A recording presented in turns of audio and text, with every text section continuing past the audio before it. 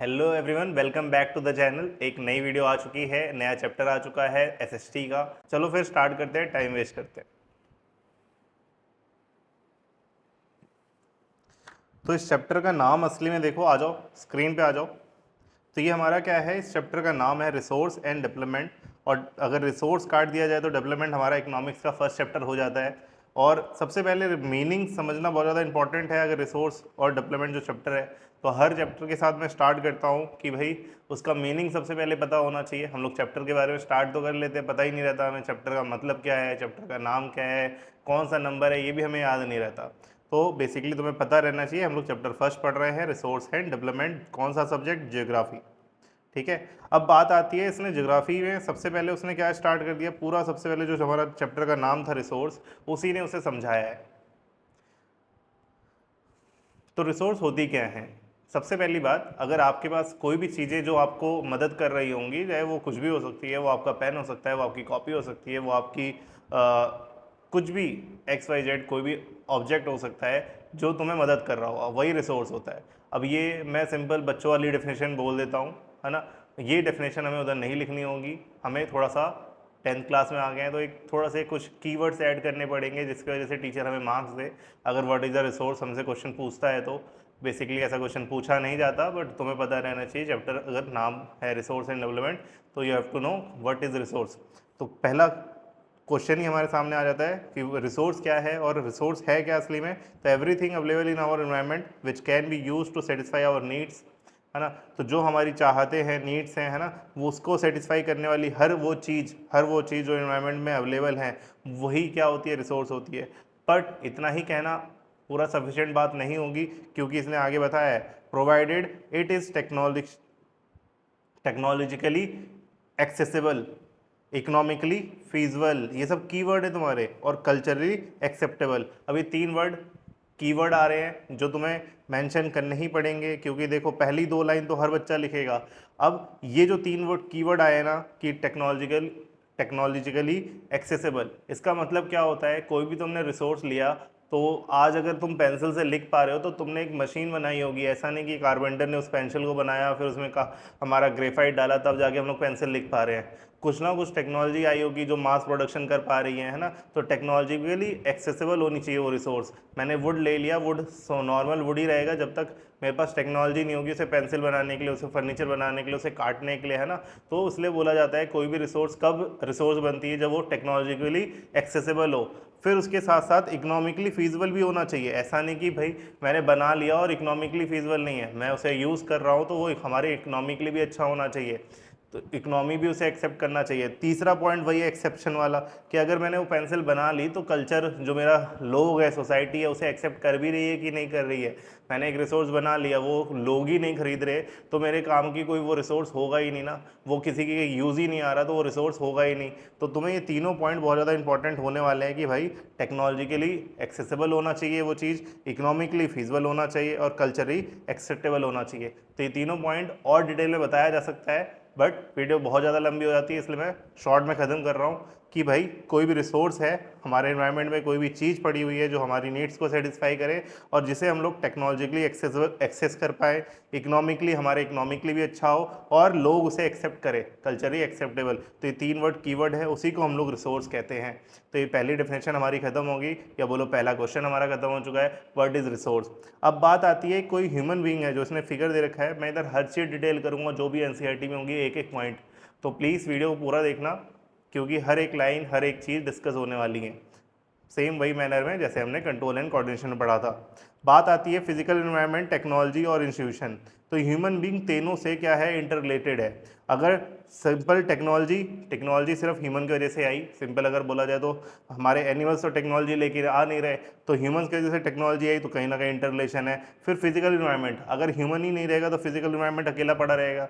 तो ह्यूमन और physical environment का भी कहीं ना कहीं रिलेशन है। कहीं ना कहीं हम लोग लैंड पे रह रहे हो, एक फिजिकल इन्वायरमेंट है, सॉइल तुम यूज़ कर रहे हो, फिजिकल इन्वायरमेंट है, तो कहीं ना कहीं नेचर से तुम जुड़े हुए हो। अब ये तो पॉइंट मुझे समझाने मेरे हिसाब से बनता नहीं है। बात आती है ह्यूमन इंस्टीट्यूशन की। अब भाई अगर कोई भी इंस्टीट्यूशन, देखो मैं बहुत सिंपल सा एग्जांपल देता हूँ इसके लिए। आप लोग जानते होगे हमें भाई पोल्यूशन कम करना है, हमें गाड़ी नहीं चलानी है या बोलो फॉसिल फ्यूल नहीं जलाने हैं, पर उसके बाद भी हम लोग करते हैं ना। तो हमने कुछ इंस्टीट्यूशन भी बना रखे हैं। आपने कभी एनजीओ का नाम सुना होगा, नेशनल ग्रीन ट्रिब्यूनल करके, एनजीओ के नाम सुने होंगे, एनजीटी का नाम सुना होगा। तो जो मैं नाम बोल रहा था नेशनल ग्रीन ट्रिब्यूनल, वो भी क्या करती है, जो भी आसपास के एरिया होते हैं उसमें कोई पेड़ काट रहा है या कोई अनवांटेड ट्री कट कर रहा है, डिफॉरेस्टेशन एक कारण बन जाता है उसका, तो उसके लिए वो लोग क्या करते हैं, फाइन लगाते हैं। वो एक क्या है, वो एक इंस्टीट्यूशन है ना। इतने इंस्टीट्यूशन होने की वजह से भी, उसके बावजूद भी चीज़ें होती हैं, कहीं ना कहीं ख़राब होती हैं। तो इंस्टीट्यूशन होना बहुत ज़्यादा ज़रूरी है। अब इसका और एक अच्छा एग्जाम्पल लेना है तो यूएन ले लो यार। यूएन छोटी चीज़ तो है नहीं। क्या हुआ था, वर्ल्ड वॉर सेकंड ख़त्म हुई तो यूएन का कहीं ना कहीं नीड है कि आगे चल के हमें पूरे वर्ल्ड में पीस लाना है, तो इंस्टीट्यूशन बनाए जाते थे। तो कहीं ना कहीं इंस्टीट्यूशन और इंस्टीट्यूशन ह्यूमन बींग से ही है, ना कि इंस्टीट्यूशन खाली बिल्डिंग बन जाएंगी, सारी सारी ऑर्गेनाइजेशन बना दिया और उसमें ह्यूमंस ही नहीं होंगे चलाने के लिए, तो मशीन्स तो चलाएंगे नहीं, रोबोट्स तो चलाएंगे नहीं। तो कहीं ना कहीं हमारा इंस्टीट्यूशन का भी साथ रिलेशन है ह्यूमन बींग का। तो ऐसा छोटा सा एक पॉइंट था, मुझे बताना था, आपको बता दिया मैंने कि इंटरडिपेंडेंट होता है। कहीं ना कहीं नेचर से हम लोग भी डिपेंडेंट है, वो भी हमारे से डिपेंडेंट है। फिर टेक्नोलॉजी तो पूरी तरीके से ह्यूमन पे डिपेंडेंट है, फिर इंस्टीट्यूशन भी ह्यूमन पे डिपेंडेंट है। तो ये एक ट्राइंगल वाला हमारा पैटर्न दिखाता है वो कि भाई इंटरडिपेंडेंस ऑफ रिलेशनशिप बिटवीन किसका, नेचर, टेक्नोलॉजी एंड इंस्टीट्यूशन। तो अगर हो सकता है ऐसा फालतू क्वेश्चन वो पूछेगा नहीं। क्वेश्चन देखो, मैं अपने मन से जो भी क्वेश्चंस बन सकते हैं ना टॉपिक से, मैं अपने बैच में भी तुम्हें बोलता हूँ बच्चों को कि भाई जो भी तुम टॉपिक पढ़ रहे हो उससे कोशिश करो कि उसमें से क्वेश्चन वो तुमसे क्या पूछ सकता है। कोई भी टीचर है वो तुमसे क्वेश्चन क्या पूछेगा। अगर ये करना तुमने शुरू कर लिया ना हर टॉपिक के लिए, तो कहीं ना कहीं तुम्हें बहुत सारे क्वेश्चंस तो चैप्टर खत्म होने से पहले ही तुम्हारे दिमाग में क्लियर होंगे। जैसे इतना ही हमने इतना छोटा सा पढ़ा, इसमें मैं क्या क्वेश्चन सोच सकता हूँ कि रिसोर्स क्या है, सबसे पहले तो यही क्वेश्चन बन जाएगा। अच्छा, फिर वो टेक्नोलॉजिकली एक्सेसिबल कैसा है, इकोनॉमिकली फीजिबल कैसा है, कल्चरली, मतलब ऐसा क्वेश्चन पूछेगा नहीं, पर हम लोग अपने मन से बना रहे हैं कि उसे कैसे बता सकते हैं। हम लोग को कहीं ना कहीं एग्जाम्पल देके समझाना पड़ेगा, डिफाइन करना पड़ेगा उधर कि हाँ क्यों हम लोग ऐसा बोल रहे हैं।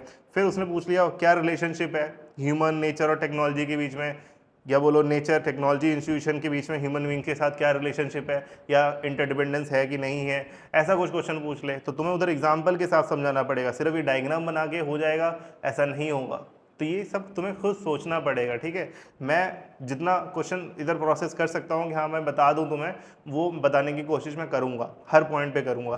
देखो इधर फिर से भैया ने इधर हाईलाइट नहीं किया, क्यों नहीं किया, कहीं ना कहीं वही लिखा हुआ है कि process of transformation of things available जो भी इन्वायरमेंट में है इन्वॉल्व क्या करता है, कहीं ना कहीं रिलेशनशिप आती है। यही डायग्राम को कहीं ना कहीं इधर बताया हुआ है, ठीक है। फिर दूसरा पॉइंट उसने मैंने जो हाईलाइट कर रखा है क्या है, human being interact with the nature through the technology. अब जाहिर सी बात है ह्यूमन बीइंग के पास टेक्नोलॉजी होगी तभी वो नेचर के साथ जाके मिल पाएगा, है ना।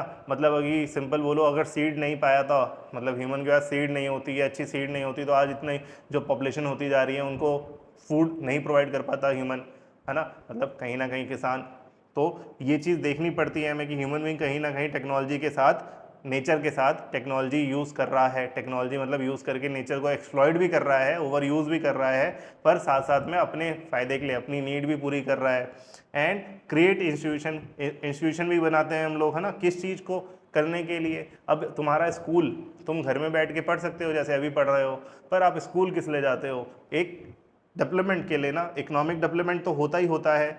और यही एक जो इंस्टीट्यूशन की बात इधर कर रहा है ना, तो तुम्हारा स्कूल भी तुम अपने लिए एक एग्जाम्पल मान सकते हो कि स्कूल एक इंस्टीट्यूशन है जो क्या कर रहा है, इकोनॉमिक डेवलपमेंट करवा रहा है। अब उधर भी टेक्नोलॉजी आ रही है, तुम आजकल देखोगे, तभी देख लो तुम, है ना, मैं तुम्हें पढ़ा रहा हूँ, ये एक टेक्नोलॉजी तो है, ये ह्यूमन नहीं तो दी है। तो ये human being interact with the nature through the technology and create institution, वो इंस्टीट्यूशन बनाता है, टेक्नोलॉजी के साथ मिलता है, नेचर को यूज़ करता है, और क्या करता है, इकोनॉमिक डेवलपमेंट को एक्सेलरेट करता है, मतलब इकोनॉमिक डेवलपमेंट कंट्री की इंप्रूव करता है। इसलिए बोलते हैं कि किसी भी, जैसे अपने इंडिया का नाम ले लो, तो इंडिया में क्या है, अभी बहुत सारे यंग पीपल्स हैं, मतलब एज 25 to 35 जो एज होती है ये बहुत यंग एज होती है, इसमें बहुत लोग बहुत अच्छे से काम कर रहे होते हैं। तो अपने इंडिया में इस पॉपुलेशन में अभी इस जो फेज चल रहा है ना इंडिया में अगले 10 साल 20 साल, वो बहुत ग्रोथ वाला फेज चल रहा है। क्यों? क्योंकि यंग पॉपुलेशन है। वही सेम जापान का केस ले लोगे तो ये सारी चीज़ें तुम्हें मिलेगी, ज्योग्राफी में मिलेगी, ज्योग्राफी मैटर करती है, मतलब किस एरिया में तुम रह रहे हो वो भी मैटर करता है। ऐसे बहुत सारी चीज़ें तुम्हें मैं बताऊँगा आगे चलते हैं वरना टॉपिक ख़त्म नहीं होगा। Do you think that the resource are free gifted? अब तुम क्या सोचते हो कि ये लैंड हमें मिली है, तो तुम तो बोल दोगे मेरे दादा की है, मेरे पापा की है, पर उन्हें कहाँ से मिली? नेचर ने गिफ्ट दिया? कोई आया था उन्हें, भगवान ने बोला था, अल्लाह ने बोला था? नहीं भाई, ऐसा कुछ नहीं है। जो तुम सोच लेते हो कि हाँ भाई कि गिफ्टेड है तो गिफ्टेड नहीं है, दे आर नॉट, उसने साफ साफ लिखा हुआ है। The resource are the function of human activity. अब एक बात और, रिसोर्स क्या है? रिसोर्स हमने देख लिया। अगर मैं ये पेन पड़ा हुआ है, मेरे पास पेंसिल पड़ी हुई है और मैं इसे यूज़ नहीं कर रहा, तो मेरे लिए रिसोर्स नहीं है ना। वही बात हो जाती है एक कारपेंटर के लिए। कारपेंटर के लिए वो हथौड़ी और बोलो कील ज़्यादा मजबूत अच्छी है, उसके लिए बोलो कि भैया ये माइक ले ले, कैमरा ले ले, तो वो ऐसे उसके लिए रिसोर्स नहीं होगा। तो ज़रूरी नहीं है कि कोई रिसोर्स किसी के लिए रिसोर्स बन भी सकती है और किसी के लिए नहीं भी हो सकती है। तो वही इसने बोला है, resource are the function of human activity. तो जो रिसोर्स है ना वो ह्यूमन एक्टिविटी पे डिपेंड करती है, ना कि ऐसे ही नॉर्मल किसी पे भी बोल दो, ठीक है। तो ह्यूमन उसे यूज़ करेगा तभी वो रिसोर्स बनेगा, वरना नहीं बनेगा। जैसे मैंने तुम्हें एग्जांपल दिया कारपेंटर का। सेम आगे बात करते हैं, human being themselves are essential component. अब ये वाली लाइन जो है ना, ये थोड़ी सी डिफाइन करती है कौन से, जो हमने क्लास में पढ़ा था, people as resource. Class 9th में तुमने पढ़ा होगा ना, पीपल एज रिसोर्स, कोई चैप्टर पढ़ा होगा।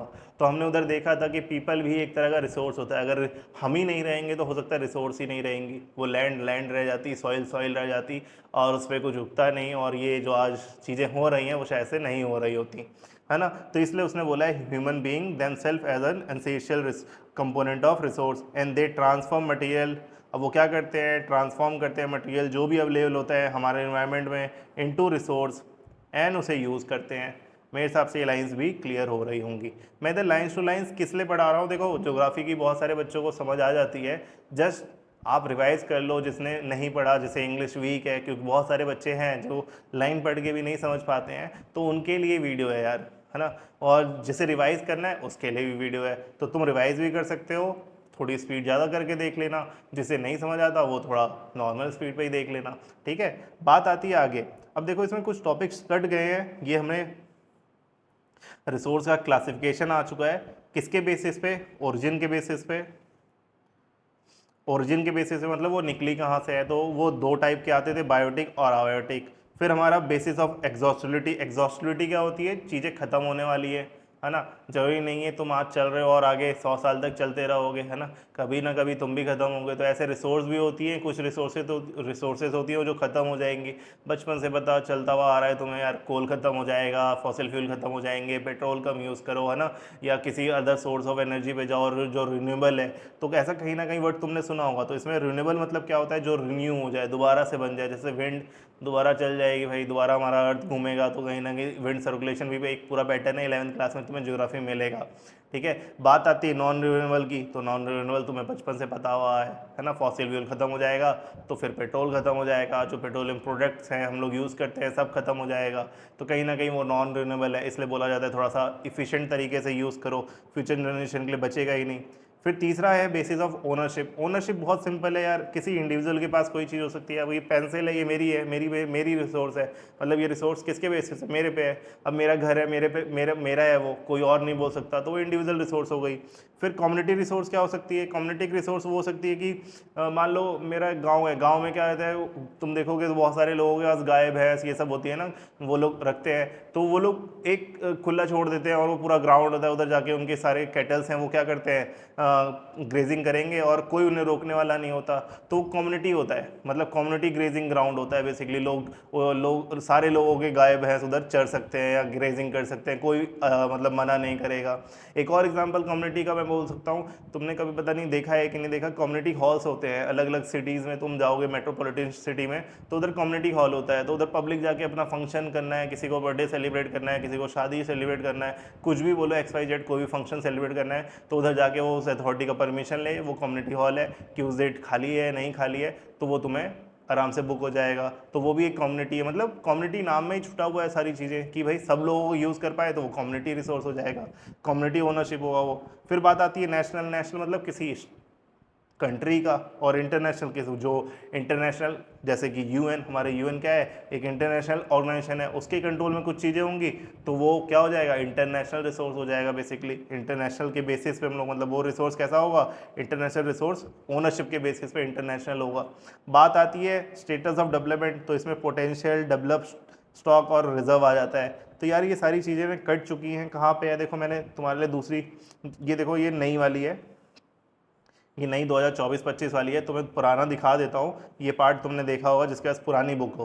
तो मैंने एक वीडियो बना रखी है, इधर मैं लगा दूंगा, तो वीडियो मैंने उधर बना रखी है कि कौन सा सिलेबस कट चुका है, ठीक है। वो तुम्हें कुछ नहीं करना, देखो ये वाला पेज होगा जिसकी पुरानी बुक है, उसे कुछ ऐसे काट लेना है, और वो वीडियो में प्रॉपर मैंने बताया हुआ है। तो ये हमें पढ़ना नहीं है, अगर आपके पास पुरानी बुक है और नॉलेज के लिए तुम्हें पढ़ना है। देखो अभी तो हाफ ईयरली आने वाले होंगे तुम्हारे, तो टाइम तो है नहीं, तो अभी मैं बोलूँगा नहीं कि इसे पढ़ लो, पर अगर फाइनल के लिए हाँ एक बार नॉलेज के लिए पढ़ना हो, पढ़ लेना कि बायोटिक क्या होता है, जहाँ पे हमारा बायोटिक मतलब living thing, abiotic non living thing, simple बोला जाए। रिन्यूएबल हमें पता है, नॉन रिन्यूएबल पता है हमें।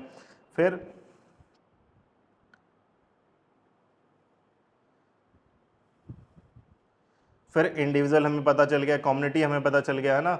फिर देखो इधर क्या है, देखो वही इसने बोला पिकनिक स्पॉट हो गया, पब्लिक पार्क हो गया। फिर नेशनल रिसोर्स क्या हो गया, जो हमारे इंडिया का है ना, जो भी इंडिया का होगा सारा वो हमारे अंदर होगा। फिर ये कहाँ तक रहता है, लगभग 22 किलोमीटर तक हमारी कोस्ट लाइन हमारी होती है, उधर हम लोग कुछ भी कर सकते हैं। इंटरनेशनल रिसोर्स में 200 नॉटिकल माइंड तक के बाद वाला चीज़ सारा इंटरनेशनल का होता है, उधर हम लोग नहीं जा सकते हैं। तुमने बहुत बार न्यूज़ सुनी होगी कि हाँ वो बांग्लादेश के मछुआरे इंडिया में आ गए थे, उसे पकड़ लिया, हाँ हमारे मछुआरे उधर चले गए थे तो उधर पकड़ लिया, ऐसा बहुत सारा देखने के लिए मिला हुआ। फिर potential resource, develop resource, stock, ये सारी चीज़ें, चार चीज़ें, और ये सारा चीज़ कट चुका है। तो अब नेक्स्ट टॉपिक जो हमारा है डेवलपमेंट है। तो मैं पुरानी बुक पे चल रहा हूँ, ये पुरानी बुक नहीं है, 2022-23 वाली है। नई वाली बुक कौन सी, ये। तो जो नई वाली बुक है उसके बाद आपको क्या दिखेगा, इसके बाद आपको सीधा ये दिखेगा डेवलपमेंट ऑफ रिसोर्स। तो मेरे हिसाब से ये चीज़ें आपको समझ आ गई होंगी कि रिसोर्स क्या होता है, ये भी एक क्वेश्चन बन सकता है, वो भी मैंने बता दिया। और टाइप ऑफ बोलो, क्लासिफिकेशन पूछेगा नहीं वो आपसे, पर पता रहना चाहिए, ठीक है। बात आती है रिसोर्स का, एक उसने क्या बनाया, चार्ट बना के दे दिया है कि उससे आप क्या कर सको, ईजिली याद कर सको। तो रिसोर्स भी एक नेचुरल रिसोर्स होगी, कुछ ह्यूमन मेड होंगी। तो ह्यूमन मेड देखोगे तो स्ट्रक्चर और इंस्टीट्यूशन हो सकता है, या क्वांटिटी या क्वालिटी हो सकती है। क्वांटिटी ज़्यादा नंबर में, क्वालिटी पता है आपको। स्ट्रक्चर और इंस्टीट्यूशन मैंने बहुत अच्छे से इंस्टीट्यूशन समझाया है। बात आती है किसकी, नेचुरल वाले की, तो हमारा रिन्यूएबल और नॉन रिन्यूएबल। नॉन रिन्यूएबल में भी जाओगे तो रिसाइकेबल होगा, नॉन रिसाइकेबल होगा। फिर बायोलॉजिकल, कंटिन्यूस, ये चार्ट बना रखा है, याद रख सकते हो तो वेल एंड गुड, वरना कोई बात नहीं। बात आती है डेवलपमेंट ऑफ रिसोर्स की। तो डेवलपमेंट रिसोर्स क्या है, रिसोर्स का डेवलपमेंट होना, और कुछ होगा नहीं। अब इसमें कुछ ना कुछ चीज़ें होंगी, है ना, जो मेजर प्रॉब्लम्स आती होंगी। तो इसने बताया रिसोर्स एक वाइटल है चीज़, किसके लिए वाइटल, मतलब होता है important, important for human survival as well as maintaining the quality of life. अगर रिसोर्स नहीं होगी, तुम आगे खुद ही, अभी अभी तुम्हारे पास हो सकता है चीज़ें नहीं हो, आगे चल के तुम भी एक इम्प्रूव होगे, तुम्हारी लाइफ धीरे धीरे अच्छी होगी, है ना। तो क्या करोगे तुम, अलग अलग रिसोर्सेज यूज़ कर रहे होगे। तो इसलिए बोला जाता है कि रिसोर्स क्या है, कि इंपॉर्टेंट है किसके लिए, ह्यूमन सर्वाइवल के लिए, ठीक है, और एक अच्छी लाइफ जीने के लिए बेसिकली। तो it was believe that resource are free gifted of the nature, और ऐसा मान लिया जाता है कि भाई वो फ्री गिफ्टेड है, बट ऐसा नहीं होता। एज अ रिजल्ट क्या होता है, ह्यूमन उसे, और ह्यूमन तो हम लोग बहुत अच्छे लोग हैं, उसे हम लोग इनडिस्क्रिमिनेटली यूज़ करने लग जाते हैं, एंड उसकी वजह से कुछ प्रॉब्लम्स आती हैं।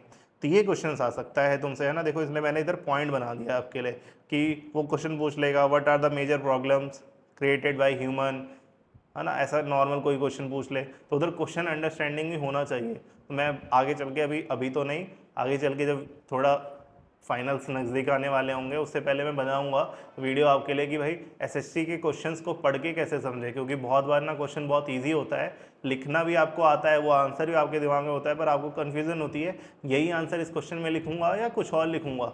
इसलिए मैं वो वीडियो बनाऊंगा। अभी हम लोग चैप्टर पढ़ रहे हैं, पढ़ते पढ़ते मैं चीज़ें जो बता रहा हूँ वो ध्यान रखना अभी अभी के लिए, क्योंकि यही पॉइंट्स उठ के क्वेश्चन में मैं दिखाऊंगा तुम्हें। तुम्हें लग रहा होगा कि नहीं भैया एनसीईआरटी आप झूठ बोल रहे हो, बाहर से क्वेश्चन नहीं भाई, पूरी ज्योग्राफी एनसीईआरटी से ही आती है, ठीक है। बात आती है पहला प्रॉब्लम क्या होता है, डिप्लीशन ऑफ रिसोर्स। अब जिस बच्चे को डिप्लीशन मतलब नहीं पता, डिप्लीशन मतलब होता है कि कम हो जाना बेसिकली, है ना। तो कम हो जाना, अब कम हो जाती है, जाहिर सी बात है तुम क्या करोगे, अगर किसी भी चीज़ को इनडिस्क्रिमिनेटली, मतलब क्या हो, जितना वो है नहीं उससे ज़्यादा तुम उसे यूज़ करने की कोशिश करोगे, वही समझ लो, एक 5 साल का बच्चा है और उस 5 साल के बच्चे को तुम 20 किलो का बैग टांग टांग के बोलोगे चल स्कूल जा, तो वो कहीं ना कहीं नहीं जा पाएगा ना। तो वही चीज़ इधर हो रही है, रिसोर्स उतनी है नहीं, तुम उसे निकालने में लगे हुए और जो वेस्ट निकल रहा है उसे भी सही से यूज़ नहीं कर रहे हो, ऐसे ही कहीं भी डंप कर दे रहे हो, तो ये इनडिस्क्रिमिनेटली यूज़ किया जाता है। मतलब तुम डिस्क्रिमिनेशन नहीं कर रहे हो उसके, है ना, उसके साथ अच्छा व्यवहार नहीं करो बेसिकली। तो रिसोर्स के साथ भी तुम्हें अच्छे से व्यवहार करना पड़ेगा, तभी वो तुम्हें अच्छी चीज़ें देगा, वरना सब खत्म हो जाएगा। ऐसा मतलब ये सिंपल एग्जांपल लो, तो पेंसिल है फेंक दूँ कहीं भी, तो ऐसा नहीं होता ना। तो इसे भी कहीं ना कहीं संभाल के रखूँगा कहीं ना कहीं, तभी मेरे लिए रिसोर्स बना रहेगा, वरना कचरा हो जाएगी। तो इसलिए बोलते हैं डिप्लीशन ऑफ रिसोर्स होती जा रही है, किसकी वजह से? हम लोग ह्यूमन की वजह से। हम जो ह्यूमन है ना, बहुत अच्छे लोग हैं, हम लोग इसे अच्छे से यूज़ करते हैं, इसलिए क्या होता जा रहा है? डिप्लीशन होता जा रहा है for satisfaction of greed of the few people. तो कुछ लोग होते हैं लालची होते हैं, है ना, जैसे हम लोग खुद ही देख लो, अगर हम लोग अच्छा खासा पैसा भी कमा रहे होंगे, पर नहीं, हम लोग को लगा रहता है और पैसा कमाना है और पैसा कमाना है, तो कहीं ना कहीं लालची हो जाते हैं। हमारे पास सब चीज़ें होती हैं, उसके बाद भी हम लोग कोशिश करते हैं नहीं और करना है और करना है। फिर इसी चक्कर में क्या होता है, हम चीज़ों को एक्सप्लॉइट करने लग जाते हैं। मान लो मुझे, मैं गोल्ड माइनर हूँ, है ना, मान लो सिंपल एग्जांपल ले रहा हूँ, ये बहुत ज़्यादा हाइपोथेटिकल एग्जांपल लिया जा रहा है, सब लोग गोल्ड माइनर नहीं होते। हम गोल्ड माइनर हूँ, मैंने निकाल लिया, मेरा अच्छा घर चल रहा है, मेरा मुझे कॉर्पोरस अच्छा इकट्ठा हो गया, उसके बाद भी मैं क्या सोचता हूँ, और गोल्ड निकालना है। तो उसकी वजह से होता क्या है, तुम क्या कर रहे हो, लैंड को क्या करते जा रहे हो, खंगालते जा रहे हो। सिंपल और एग्जांपल लो तो दिल्ली मेट्रो या जितनी मेट्रो हैं, अंडरग्राउंड, पूरा अंडरग्राउंड क्या करते जा रहे हो तुम, अपनी रिसोर्स, अपना चीज़ पूरा करने के लिए तुम क्या कर रहे हो, लैंड को ही बर्बाद कर दे रहे हो पूरा। तो ये कुछ हैं चीज़ें कि डिप्लीशन ऑफ रिसोर्सेज हो जाती हैं, किसके लिए? ग्रीड के लिए। अब तुम क्या कर चाह रहे हो कि मेरी सब चीज़ें में बहुत ज़्यादा अच्छी कनेक्टिविटी हो जाए, सब चीज़ें हो जाए, तो उधर कहीं ना कहीं हमारी ग्रीड हमारी रिसोर्स को ही कम कर देती है, तो कहीं ना कहीं बैलेंस बना के चलना पड़ता है। दूसरी प्रॉब्लम आती है कि कुछ चीज़ें तुमने देखा होगा ना, हमारे इंडिया में तो बहुत ही ज़्यादा है ये चीज़ कि इधर लिखा है ना, अब ये इंग्लिश का एक वर्ड है क्या, हैव्स और हैव्स नॉट। तो ये कहीं और भी तुम नॉवेल्स वॉवल्स पढ़ोगे तो उसमें भी देखने को मिल जाता है। हैव्स मतलब होता है जिसके पास होगा, और हैव्स नॉट जिसके पास नहीं होगा, और उसके आगे उसने बता दिया रिच और पुअर। तो ये तो हर जगह देखने के लिए मिलता है, ज़्यादातर कंट्रीज़ में तुम्हें देखने के लिए मिल जाएगा कि कहीं ना कहीं डिवीज़न ऑफ सोसाइटी देखने के लिए मिलती है, किसके हिसाब से? पैसे के हिसाब से। अब ऐसा क्यों होता है? क्योंकि कुछ रिसोर्सेज जो है ना, वो सिर्फ कुछ ही लोगों तक ही सीमित रहती हैं, बहुत सारे लोगों तक डिस्ट्रीब्यूट ही नहीं हो पाती।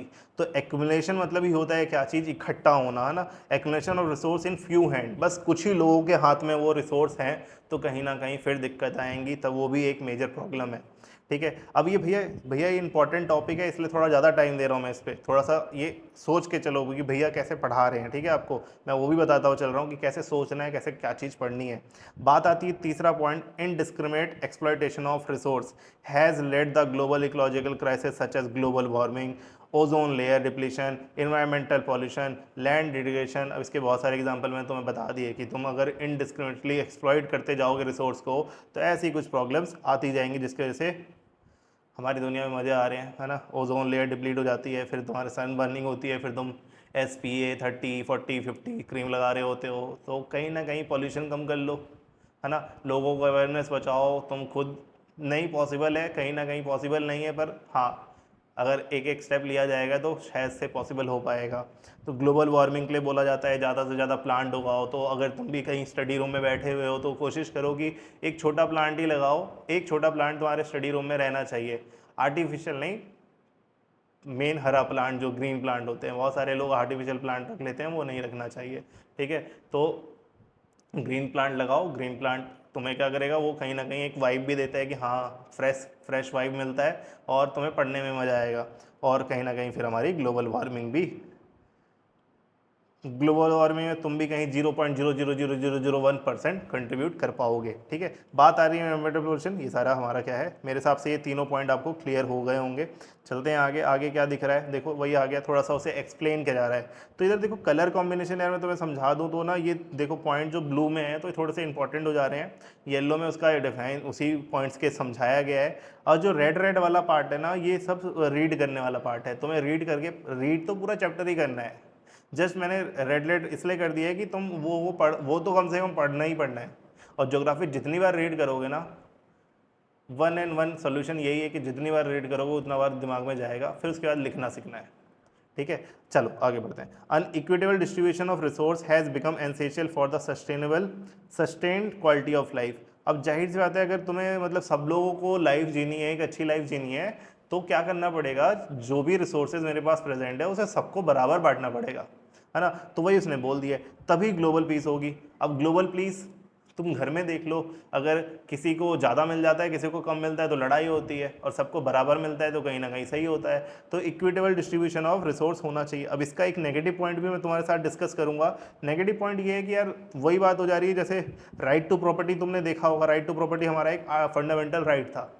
अब कोई इंसान है वो इतना आलसी है, वो काम ही ना करे और बोले कि मेरे पास राइट टू प्रॉपर्टी होनी चाहिए, फंडामेंटल राइट है, मेरे पास भी एक प्रॉपर्टी होनी चाहिए।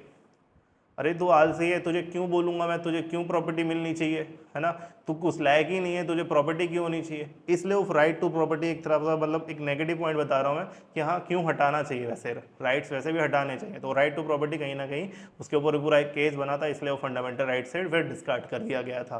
तो राइट टू प्रॉपर्टी, अब कोई बोलेगा मैं काम ही नहीं करूँगा, जा मेरे पास तो प्रॉपर्टी है, तो वो प्रॉपर्टी बेच के कुछ ना कुछ कर देगा गलत काम। तो इसलिए वो प्रॉपर्टी मतलब वो फंडामेंटल राइट कहीं ना कहीं मैच नहीं हो रहा था। तो हमारा कॉन्स्टिट्यूशन तो अच्छा है ही है, वो तो अमेंडमेंट के चांसेस देता है ना। 42 अमेंडमेंट तुम देखोगे तो यही बोलता है कि तुम कॉन्स्टिट्यूशन में अमेंडमेंट कर सकते हो। अब बात आती है, इफ द प्रेजेंट ट्रेंड ऐसा ही चलता रहा तो क्या होगा, कुछ few individual of the country continue to be future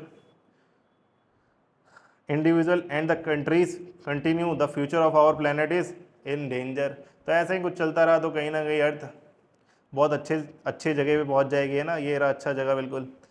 तो थोड़ा सा मेरी बातें समझना, ऐसा मत बोल लेना भैया आप क्या बोल रहे हो, कमेंट करके नीचे बोल रहे हो भैया। तो भैया थोड़ी बहुत घुमा के बातें बोलते हैं, थोड़ा सा समझना पड़ेगा चीज़ें, धीरे धीरे आप समझ जाओगे भैया कैसे बोलते हैं, ठीक है। बात आती है therefore resource planning is essential for sustainable existence of all form of life. अब रिसोर्स प्लानिंग चाहिए होती है किसके लिए, अगर एक अच्छी लाइफ, अगर तुम खुद ही देख लो ना, जो तुम खुद देख लो, अभी तुमने प्लान कर रखा हो तो तुम्हारा हाफ ईयरली थोड़ा बहुत अच्छा जाएगा, और तुमने कुछ भी प्लान नहीं कर रखा तो हाफ ईयरली तो छोड़ो, फाइनल भी अच्छा नहीं जाएगा। तो तुम जब एक छोटे से एग्ज़ाम के लिए, बोर्ड जो 10th क्लास का बोर्ड का एग्ज़ाम है, उस छोटे से एग्ज़ाम के लिए इतनी प्लानिंग कर रहे हो कि हाँ यार मुझे ऐसा पढ़ना है, इतने घंटे पढ़ूंगा तब जाके मेरा कुछ हो पाएगा, तो सोचो इतनी बड़ी कंट्री है, उसे प्लान नहीं करना पड़ेगा क्या, उसे भी तो प्लानिंग की ज़रूरत पड़ेगी। और जो उसके पास रिसोर्स है वो बहुत अच्छे से यूज़ कर पाए, वो भी तो सोचना पड़ेगा। तो इसलिए बोला जाता है कि हम लोग को अगर अच्छे से चीज़ें यूज़ करनी है, ग्लोबल पीस लानी है, बोलो सस्टेनेबल लाइफ लानी है, सबको अच्छी चीज़ें देनी है, तो हमें क्या करना पड़ेगा, रिसोर्स प्लानिंग करनी पड़ेगी। और ये बहुत ज़्यादा ज़रूरी है हर फॉर्म ऑफ लाइफ के लिए, जितने भी लोग जी रहे हैं। तो sustainable existence is component of the sustainable development.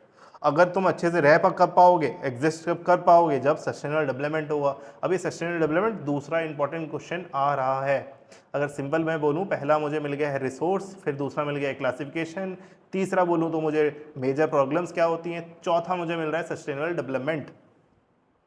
अब सस्टेनेबल डेवलपमेंट क्या होता है, सस्टेनेबल डेवलपमेंट बहुत इंपॉर्टेंट टॉपिक है, तो प्लीज़ ध्यान से सुनना। बात आती है सस्टेनेबल इकोनॉमिक डेवलपमेंट मीन्स, मैं हिंदी में बता देता हूँ फिर डेफिनेशन पढ़ते हैं। डेवलपमेंट ऐसी होनी चाहिए कि वो किसी को नुकसान ना पहुँचाए। इधर थोड़ा सा ऐड कर दिया, काम ऐसा करो या डेवलपमेंट ऐसा करो कि नेचर को नुकसान ना हो, यही सस्टेनेबल डेवलपमेंट है, और चीज़ें फ्यूचर के लिए बची रहें। अब पढ़ लेते हैं definition. Development should be take place without damaging the environment, पहला आ गया। डेवलपमेंट होनी चाहिए पर एनवायरनमेंट को डैमेज नहीं होना चाहिए। And development in present should not be compromise with the need of the future generation. जैसे इसका एग्जांपल वही, डेवलपमेंट होनी चाहिए पर इस तरीके से नहीं कि फ्यूचर जनरेशन की चीज़ें पूरी ना हो पाए, जो फ्यूचर जनरेशन को नीड है वो भी तुम अभी कंज्यूम करके रख लो, ऐसा भी नहीं होना चाहिए। मतलब आगे चल के वो म्यूजियम में एक पेट्रोल की बोतल रखी हुई है और उसे लोग देखने जा रहे हैं कि यार पेट्रोल कैसा होता था, है ना। फ्यूचर में हो सकता है 100 साल बाद, 150 साल बाद, 200 साल बाद बच्चे जा रहे हैं म्यूजियम में, देख रहे हैं यार अच्छा पेट्रोल इस कलर का होता था, ऐसा होता था, तो डीजल इस तरीके का होता था, ऐसा ना हो जाए। तो तुम्हें आगे भी सस्टेन करके रखना है, तो डेवलपमेंट करना है पर इन्वायरमेंट को डैमेज ना करके। तो ये डेफिनेशन तुम्हें याद रखनी पड़ेंगी। आप बहुत सारे में से बच्चे पूछते हैं ना कि भैया ये आप जो बता रहे हो, देखो मैं इधर टॉपिक डाल दे रहा हूँ, जो जो चीज़ें इंपॉर्टेंट होती जा रही हैं वो हमें एक बार दिमाग में रहेगा, हाँ इतनी सारी चीज़ें हमें इस चैप्टर में मिली हैं, है ना, जो हमें पढ़ना है ध्यान से। अब मुझे ये चीज़ बतानी है कि भाई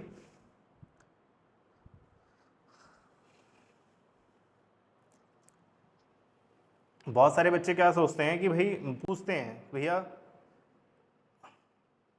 यार मैं टॉपिक भूल गया क्या बोलने वाला था मैं तुम्हें, चलो याद आएगा तो बता दूंगा। नेक्स्ट टॉपिक पढ़ते हैं। रियो जेनरियो। अब ये क्या है भाई, जगह का नाम है ना, ये कोई चिड़िया का नाम नहीं है, ये जगह का नाम है। कहाँ पे ये जगह कहाँ पे है, ये ब्राज़ील में है। अगर आप न्यूज़ थोड़ा सा फॉलो कर रहे होते ना आगे चल के, अगर किसी बच्चे ने सोचा है मुझे IAS IPS कुछ भी, मतलब बेसिकली UPSC की तैयारी करनी है या कोई भी गवर्नमेंट एग्ज़ाम की तैयारी करनी है, तो तुम्हें कहीं ना कहीं दोबारा ये पढ़ना पड़ेगा। और इसीलिए तुमने कभी सुना होगा, तो मेट्रोपॉलिटन सिटी में रह रहे होगे तो कहीं ना कहीं उधर सुनने के लिए मिल जाता है, या फैमिली में तुम्हारे मेंबर में बहुत अच्छे अच्छे लोग होंगे जो अच्छी पोस्ट पे काम कर रहे होंगे, तो उनसे सुनने के लिए मिल जाता है कि कहीं ना कहीं तुम्हें NCERT बहुत ज़्यादा इंपॉर्टेंट होती है। किसके लिए? UPSC के लिए। UPSC एक मतलब बोलो क्या है, ऑर्गेनाइजेशन बोलोगे, जो एग्ज़ाम कंडक्ट करवाती है अलग अलग वेरियस एग्जाम्स के, है ना, एग्जामिनेशन कंडक्ट करवाती है। अब बात आती है रियो जेनरियो अर्थ समिट क्या है, इसमें हुआ क्या था, ये हुई किस लिए थी, कहाँ हुई थी, वो कब हुई थी, तो कब हुई थी, 1992 में हुई थी। अच्छा, इससे पहले मैं एक चीज़ और तुम्हें डिफाइन करना चाहता हूँ, आगे चल के तुम्हें एक और चीज़ मिलने वाली है, मैं उसे तुम्हें पहले बता देता हूँ तो तुम्हें आसानी होगी समझने के लिए। देखो, इसमें से कोई क्वेश्चन बना है ना, भैया आपके लिए बहुत सारा चीज़ नहीं ला पाते हैं, पर भैया आपके लिए बहुत सारी चीज़ एनालाइज ज़रूर करते हैं, है ना। मैं धीरे धीरे प्लान कर रहा हूँ सारी चीज़ें लाने के लिए। अब बात आती है, मैं ये पेज क्यों पहले पढ़ा रहा हूँ मैं, इसलिए मैं बोलता हूँ वीडियो देखना ज़रूरी है। तुम लोग क्या करते हो, थोड़ी सी देखते हो और चल देते हो, पूरी चीज़ देखने ही नहीं चाहते हो तुम लोग, है ना। जहाँ लंबा मिला बस, फिर भैया ये वीडियो काम की नहीं है, ये लंबी है ना। ये नहीं करना है, अपना नेचर चेंज करो, उसे 2x पे 1.5 पे करके देखने की कोशिश करो, उससे टाइम कम होगा और इफ़िशेंट तुम यूज़ कर पाओगे चीज़ों को। बात आती है ये टॉपिक किस लिए भैया आप ला रहे हो पहले, तो इसमें मैंने एक चीज़ बता रहा हूँ, मैं बस डेट पे फोकस करवा रहा हूँ तुम्हें। इधर क्या हुआ था, 1968, है ना। तो on international level club of Rome advocate resource conservation. तो ये क्लब ऑफ रोम, रोम तुम्हें पता है इटली की कैपिटल है ना, रोम, रोम इटली की कैपिटल है, हाँ, फ्रांस की पेरिस है, तो रोम हमारी इटली की कैपिटल है। Advocate resource conservation for the first time is more systematic way in. तो ये थोड़ा सा रोम में क्या हुआ था, पहली बार एक इंटरनेशनल लेवल पे, at international level club of Rome जो भी था, इनने बोला कि भाई रिसोर्स कंजर्वेशन करना है हमें। कंजर्वेशन मतलब होता है चीज़ों को बचाना, जैसे rain water conservation, rain water harvesting बोलते थे, रेन वाटर कंजर्वेशन भी बोल सकते हो, चीज़ों को कन्वर्स करना मतलब कंजर्व करना, चीज़ों को बचा के रखना। तो रिसोर्स कंजर्व करने के लिए पहली बार जो एक सिस्टमेटिक वे बनाया गया था किस तरीके से करना है, या डिस्कशन वाला चीज़, वो कब हुई थी, 1968 में हुई थी, ठीक है। सब्सिक्वेंटली 1974 में गांधी की फिलॉसफी भी was once again present by the Schumacher करके, ये सुमैचर पढ़ेंगे, सुमैचर पढ़ के पढ़ेंगे ऐसे में भी। तो उनकी एक बुक है स्मॉल इज़ ब्यूटी, उधर कहीं ना कहीं गांधी की फिलॉसफी बताई गई थी। गांधी की फिलॉसफी क्या है, इसमें से क्वेश्चन बनता है, अभी हम लोग डिस्कस करेंगे। मैं बस तुम्हें ये बताना चाहता था कि 1968 में भी एक रिसोर्स कंजर्वेशन हो चुका है, ऐसा नहीं कि ये सिर्फ, मैं अभी तुम्हें ऊपर करके दिखाता हूँ कि ये सिर्फ 1992 में ही लोगों को होश आया कि हमें कुछ करना है, तो ऐसा नहीं था, ठीक है। उससे पहले भी चीज़ें बात हो रही थी। तो 1992 में एक इवेंट हुआ था और एक 1968 में भी इवेंट हुआ था क्लब ऑफ रोम वाला, उधर भी रिसोर्स कंजर्वेशन की बात की गई थी। इधर क्या बात की वो डिस्कस कर लेते हैं। तो जून 1992, more than 100 head of states. अब इधर हेड ऑफ स्टेट्स मतलब अपना स्टेट्स नहीं है, हेड ऑफ स्टेट मतलब कंट्री की बात बोली जा रही है, ठीक है। ये स्टेट्स कभी मैं बोलता हूँ, कभी तुम वर्ल्ड के परस्पेक्टिव में पढ़ रहे हो तो स्टेट मतलब होता है कंट्री, और प्रोविंस मतलब होता है क्या चीज़, जो हमारा राज्य होता है, स्टेट। तो ये मैं हमेशा बताता हूँ, हिस्ट्री में बताता हूँ, इधर भी बता रहा हूँ तुम्हें, ठीक है। Met in Rio Janeiro, Brazil में मिलते हैं, तो ये ब्राज़ील में मीटिंग हुई थी, याद रखना, ब्राज़ील में रियो जेनरियो। शायद से मेरे हिसाब से कोई गेम भी इधर हुआ था, आप मुझे कमेंट करके बताना रियो जेनरियो में कौन सा गेम हुआ था, है ना। एक गेम उधर करवाया गया था, कंडक्ट करवाया गया था for the first international earth summit. तो ये पहला इंटरनेशनल अर्थ समिट था। तो उधर रिसोर्स कंजर्वेशन के लिए बात हुई थी, इधर अर्थ समिट मतलब क्या, बेसिकली अर्थ के लिए बात करेंगे कि अर्थ के लिए क्या होना चाहिए। तो असली में हमने क्या देख लिया कि भाई कब हुआ था, कहाँ हुआ था, है ना, जगह का नाम क्या था, ये चीज़ें देख ली, कितने लोग आए थे वो भी देख लिया। अब बात आ रही है क्या चीज़, summit was convened for the addressing urgent problem of the environmental protection and social economic development at the global level. तो ये जो मतलब बेसिकली ये समिट हुआ, ये जो मीटिंग हुई वो किस लिए हुई, ये उन अर्जेंट प्रॉब्लम को एड्रेस करने के लिए भी, एड्रेस मतलब दिखाने के लिए, बताने के लिए भाई ये सारी प्रॉब्लम्स आ रही हैं हमारे इन्वायरमेंट में, इसे हमें प्रोटेक्ट करना है और बोलो सोशो इकोनॉमिक डेवलपमेंट करना है ग्लोबल लेवल पे। हम लोग क्या सोचते हैं कि मैं खुद बड़ा हो जाऊं, है ना। मैं हमेशा अपने बैच में भी बोलता हूं और मतलब ऐसे कोशिश करते हैं, मेरे जो दोस्त हैं उसी से मैंने सीखा है। उसने बहुत अच्छा वर्ड बोला था, मतलब एक दिन बोला था कि यार मतलब ऐसे दोस्त रखो जो जिन्हें तुम ऊपर लेके चलना चाहते हो, है ना। तुम ऐसा नहीं कि वो दोस्त नीचे रह जाए और तुम ऊपर बढ़ जाओ। अगर तुम ऊपर बढ़ रहे हो, हर सीढ़ी ऊपर जा रहे हो, तो कहीं ना कहीं दोस्त को भी खींच के लेके चलो, है ना। अगर तुम्हें कोई चीज़ आती है तो दोस्त को भी बताओ, तो उसे भी ऊपर लेके चलो। या तो आखिरी में क्या होगा, तुम ऊपर मंजिल में पहुंच जाओगे और सिर्फ आसमान दिख रहा होगा। उधर आसमान काम नहीं आता, उधर दोस्त काम आता है ना। आसमान देख के कितनी देर बैठ लोगे, 1 घंटा अच्छा लगेगा आसमान, 2 घंटा अच्छा लगेगा, 1 साल अच्छा लगेगा, 2 साल लगेगा। जब कोई नहीं होगा तुम्हारे साथ तो बात करने के लिए, वो तुम्हारा दोस्त होगा। तो याद रखना अपने दोस्त को भी साथ साथ में ऊपर लेके चलना है। तो इधर भी वही बात आ रही है, क्या चीज़, सोशल इकोनॉमिक डेवलपमेंट। तो ग्लोबल लेवल पे बात की जाए तो ऐसा नहीं कि इंडिया ने सोच लिया कि मुझे अमीर बनना है तो मैं अमीर बन जाऊं। मुझे इस तरीके से अमीर बनना है कि दूसरे को भी प्रॉब्लम ना हो और वो भी मेरे साथ साथ बड़ा हो। ऐसा लोग नहीं सोचते हैं, कोई भी रूलर ऐसा नहीं होगा, कोई भी मतलब अब धीरे धीरे मेंटेलिटी चेंज होती जा रही है कि हाँ भाई मैं बड़ा हो रहा हूँ तो दूसरे को भी साथ दिया जाए। पर कहीं ना कहीं अभी भी तुम्हें वो लैक ऑफ चीज़ें दिखती हैं। तो पर कोशिश हमें यही करनी चाहिए छोटे लेवल पे कि भाई अगर मैं अच्छा हूँ तो दूसरे को भी अच्छा करना की कोशिश करूँ, तो वो रिटर्न में कहीं ना कहीं तुम्हें मिल रहा होता है, ऐसा नहीं मिल रहा होता है।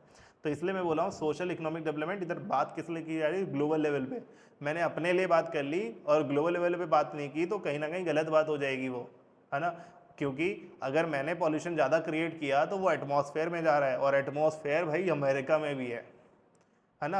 ऐसा नहीं है कि अमेरिका में एटमॉस्फेयर दूसरा है, वो हवा उधर भी जा रही है, कहीं ना कहीं फ्लो कर रहा है चीज़ें, वो हमारे एटमॉस्फेयर में ही रह रहा है। तो मैं सोच रहा हूँ मैं धुआं कम करूँगा और लोग दूसरे सोच रहे हैं धुआं ज़्यादा करेंगे, तो ऐसा नहीं होगा। इसलिए बहुत सारे लोग कंट्री बैठ के फिर डिस्कशन करते हैं कि किस चीज़ पे होना चाहिए। आप बोलो भैया ये सिर्फ इंडिया वाले होने चाहिए और सारे 100 लोग कहाँ से आ गए, तो ये 100 लोग किस लिए आए आपको थोड़ा बहुत आइडिया लग गया होगा, ठीक है। तो फिर assemble leaders sign the declaration. अब जो भी सारे असेंबल हुए थे, लीडर्स आए थे, उनने एक क्या किया, डिक्लेरेशन साइन किया कि global climate change and biological diversity, ये एक डॉक्यूमेंट होगा, उस पर साइन किया होगा सबने, हाँ भाई हम ये मानते हैं, हम ऐसा चीज़ करेंगे, हम इतना पॉल्यूशन कम करेंगे, हम इतना सोर्स ऑफ एनर्जी डेवलप करेंगे, रिन्यूएबल वाला, नॉन रिन्यूएबल वाला इतना यूज़ करेंगे। ऐसे बहुत सारी चीज़ें डिस्कशन होती हैं इन सब मीटिंग्स में। ऐसे पेरिस कभी आप सर्च करोगे तो पेरिस एग्रीमेंट, क्लाइमेट एग्रीमेंट है, फिर क्योटो प्रोटोकॉल आप सर्च करोगे तो बहुत सारा मिल जाएगा। तो ऐसे बहुत सारे टॉपिक्स हैं जो आपको पता होना चाहिए as a student. 10th class में नहीं बताते लोग, टीचर नहीं बताते, तो कहीं ना कहीं बच्चे को भी नहीं पता होता, क्योंकि बच्चे का उसमें इंटरेस्ट ही नहीं होता। बच्चे का इंटरेस्ट जगाना पड़ता है ना। तो मैं टॉपिक बता रहा हूँ, अभी मैं टॉपिक के बारे में डिटेल में तो नहीं डिस्कस कर सकता, तो आप उसे जाके यूट्यूब पे भी सर्च कर सकते हो। बात आती है Rio convention endorse the global forest principle and adopted. अब इसमें रियो जनरियो का एक चीज़ और मुझे अच्छी लगी, क्या चीज़, इसमें समिट में ना उन्हें एजेंडा 21 माना। एजेंडा 21 क्या था, तो एजेंडा 21 भी कुछ नहीं है, बेसिकली 21st सेंचुरी चल रही है तो उसमें एजेंडा 21 आ गया। उसने डिफाइन किया है, it is a declaration sign by the world leader. World leader ने इस पर साइन किया कब, 1992 में, है ना।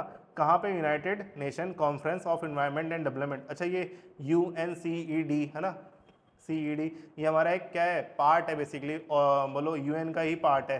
जैसे UN का और पार्ट बोलो तो उफ, तुम देखोगे इन्वायरमेंटल वाला तो ये हो ही गया, दूसरा और मुझे अभी याद नहीं आ रहा, यूनिसेफ करके है वो फूड वाला डिपार्टमेंट वाला, चाइल्ड वाला है एक, है ना।